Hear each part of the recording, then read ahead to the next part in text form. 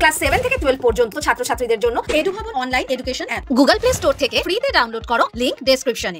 আগামী 20 জুন বিভিন্ন রাজ্যের রাজভবনে পালিত হবে বাংলা দিবস।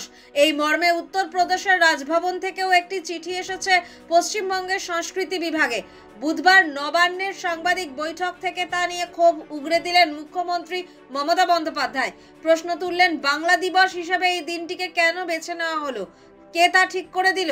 একে বাংলার প্রতি অসম্মান বলেও মনে করছেন মুখ্যমন্ত্রী। মমতা বলেন, 20 জুন বাংলা দিবস পালন করা হবে বলে উত্তরপ্রদেশের রাজভবন থেকে পশ্চিমবঙ্গের সংস্কৃতি বিভাগে একটি চিঠি পাঠানো হয়েছে।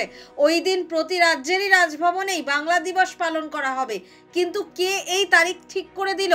এই তারিখ কিভাবে ঠিক করা হলো? ভারতের ইতিহাসে 20 জুন তারিখের তাৎপর্য বর্ণনা করতে গিয়ে এরপর মমতা বলেন, পরাধীন ভারতে 1947 সালের 20 জুন একটা আইন পাস করা হয়েছিল। সেখানে বলা হয়েছিল বাংলা ভারতের সঙ্গে থাকবে এবং বাংলাদেশ পাকিস্তানের সঙ্গে যাবে। কিন্তু দেশ স্বাধীন হয়েছে ওই বছরের 15ই আগস্ট, তারও 2 মাস পর।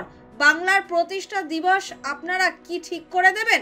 বিজেপি ইচ্ছা মতো চাপিয়ে দেবে? এটা বাংলার চরম অসম্মান বলে আমরা মনে করছি। পশ্চিমবঙ্গ সরকার রাজ্য দিবস হিসাবে ইতিমধ্যে 1 বৈশাখকে স্বীকৃতি দিয়েছে। নবান্ন থেকে তাও মনে করিয়ে দিয়েছেন মমতা। বলেছেন, বাংলা দিবস পালন করবে বাংলার সরকার, তাও 1 বৈশাখ। বছরের এই প্রথম দিনকে আমরা বাংলা দিবস বলে ঘোষণা করছি। বাংলার রাজ্য সঙ্গীতও ঘোষণা করা হয়েছে, বিধানসভায় তা পাশ হয়েছে। বাংলা দিবস বাংলার সরকারই পালন করবে, রাজভবনগুলো কেন করবে?